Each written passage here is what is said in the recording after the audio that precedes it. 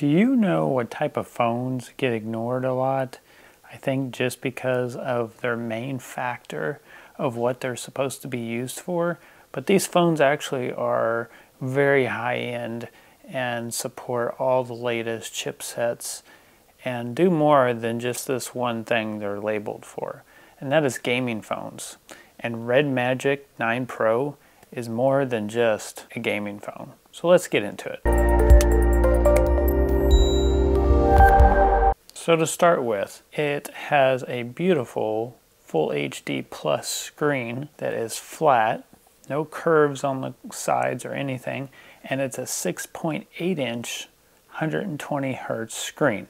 So this is great, of course, for gaming, but of course it's great for all other things that you would use a phone for, like scrolling or navigating menus or going through social media feeds. All these things you typically use a phone for, this phone as well is great for that. And one of the most exciting things of this phone is this is probably the first phone of the year as well that has the Snapdragon 8 Gen 3 in it, which is the brand new processor that's starting to release with phones. There's even a couple more on the horizon very soon, or just was announced the last couple weeks that have that same processor. But Red Magic actually is the first phone that's out with it. So it has the fastest CPU in it at the moment, and it has a very high amount of RAM as well. You either get 12 or 16 gig depending on the model you went with. If you go with the Pro with the highest end of storage, you can get the 16 gig of RAM in it, which is what I recommend getting, just so you can get a little bit more RAM to be able to keep more games or more apps optimized and running in the background of your phone. But beyond just the core specs, there's more to just a gaming phone than just that. There's other specs that matter as well. And guess what? All gaming phones have cameras as well. Are they the absolute best cameras that are out there? Are they competing directly with the high-end flagships from Apple and Samsung and even Google? No, they're not. But they're very adequate cameras as well now.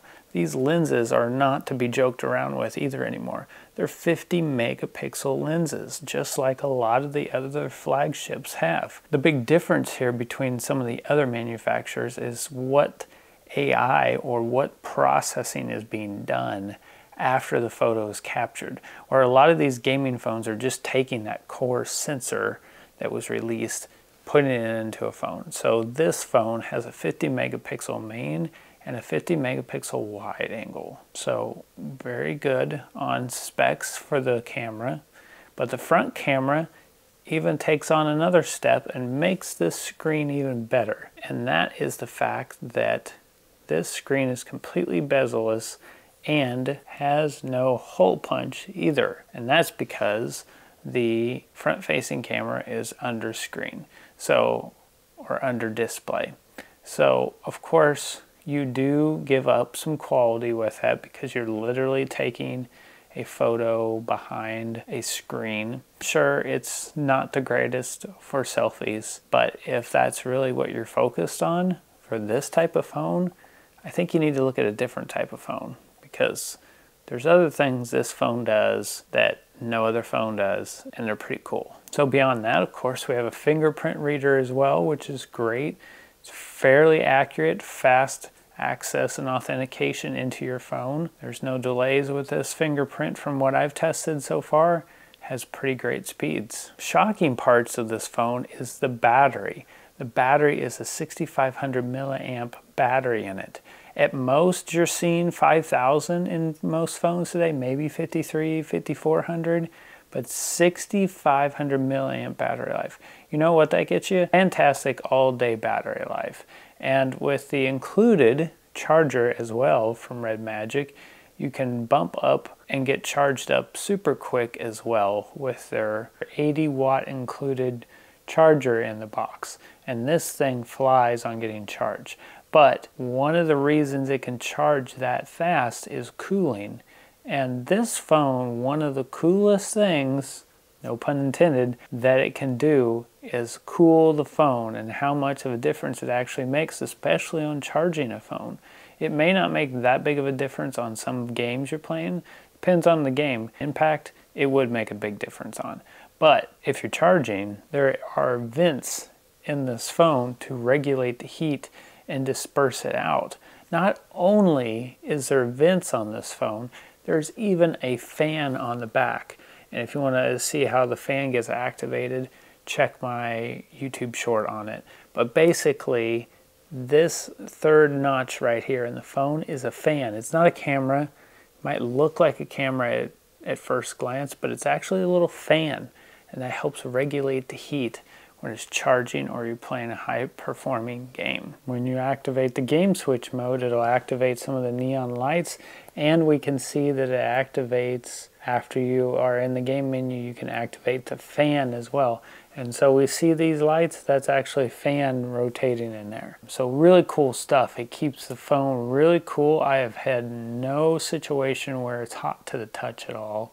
And any game I've thrown at it works fantastic. So of course you would expect this out of a gaming phone. But Red Magic has done very good in making a great overall phone and a gaming phone. The display size being flat is very nice to have on a phone instead of dealing with the curved edges of screens that are very popular. They look really nice, but usability sometimes has issues because your touch target is getting the very edge of the screen, causing the screen or the interface to do weird things. But with a completely flat screen, you don't have that problem. And what's nice, gestures, you know, Google went to gesture base a few years ago.